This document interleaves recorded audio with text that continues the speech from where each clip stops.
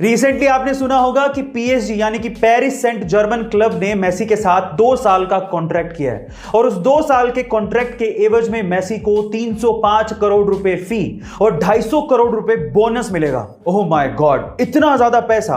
पर सवाल यह है कि मेसी को इतना बड़ा ऑफर क्यों दिया गया? क्या आप जानते हैं? चलिए मैं आपको बताता हूं। जिस वक्त मेसी के साथ कॉन्ट्रैक्ट साइन हुआ उसके 24 घंटे के अंदर अंदर पीएसजी ने 8,32,000 मेसी के नाम की जर्सियां बेच डाली, जिससे क्लब को 781 करोड़ रुपए का फायदा हुआ।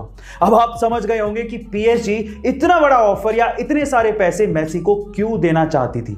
गाइस, ऐसे अमेजिंग फैक्ट वीडियोस के लिए शेयर, सब्सक्राइब एंड लाइक। मिलता है अगली वीडियो में। गाइस, एक सवाल है मेरा। सवाल यह है कि आखिर हमारे सोलर सिस्टम में कितने प्लैनेट्स हैं? 8, 9 या 10? क्या बता सकते हैं? चलिए आज मैं आपका एक कंफ्यूजन दूर कर देता हूं। सन 1930 में जब प्लूटो को डिस्कवर किया गया था, उसके बाद से 1990 तक तो 9 ही प्लैनेट सुनने को मिलते थे। लेकिन उसके बाद सन 2006 में प्लूटो को ड्वार्फ प्लैनेट घोषित कर दिया गया और प्लैनेट की कैटेगरी से बाहर निकाल दिया गया और तब रह गए सिर्फ 8 ही प्लैनेट। लेकिन अब साइंटिस्ट ऐसा कह रहे हैं कि हमारे सोलर सिस्टम में 9वां प्लैनेट भी है, जिसके प्रमाण सन 2016 में मिले थे। उसे प्लैनेट एक्स कहा जाता है, जो कि हमारी धरती से 10 गुना भारी है और प्लूटो से तो 5000 गुना भारी है, जिसे अभी तक खोजा तो नहीं गया है, लेकिन जिसके ग्रेविटेशनल इफेक्ट को महसूस जरूर किया गया है। गाइस, आपको ये इंफॉर्मेशन कैसे लगी कमेंट सेक्शन में जरूर लिखिएगा और ऐसे अमेजिंग वीडियोस के लिए शेयर, सब्सक्राइब एंड लाइक। मिलता है अगली वीडियो में। बड़ी बड़ी कंपनियां आपके दिमाग के साथ खेल के किस तरह से ज्यादा माल आपको बेच देती हैं, इसका एक और एग्जांपल सुनिएगा, बड़ा मजेदार है।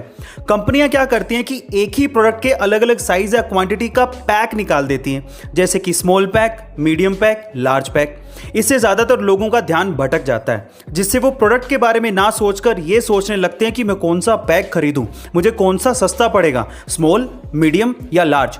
मजे की बात यह भी है कि कंपनियां स्मॉल पैक और लार्ज पैक के बीच में प्राइसिंग का ज्यादा डिफरेंस नहीं रखती।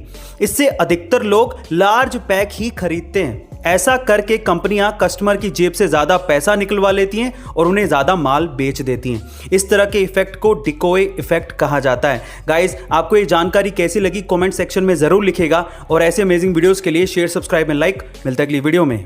अब इंसान द्वारा बनाई गई सबसे ऊंची स्ट्रक्चर बुर्ज खलीफा है, जो कि दुबई में है, जिसकी ऊंचाई 830 मीटर है। पर सवाल यह उठता है कि इंसान और कितनी ऊंची स्ट्रक्चर बना सकता है, यानी कि लिमिट क्या है? क्या आप जानते हैं? चलिए आज मैं आपको बताता हूं।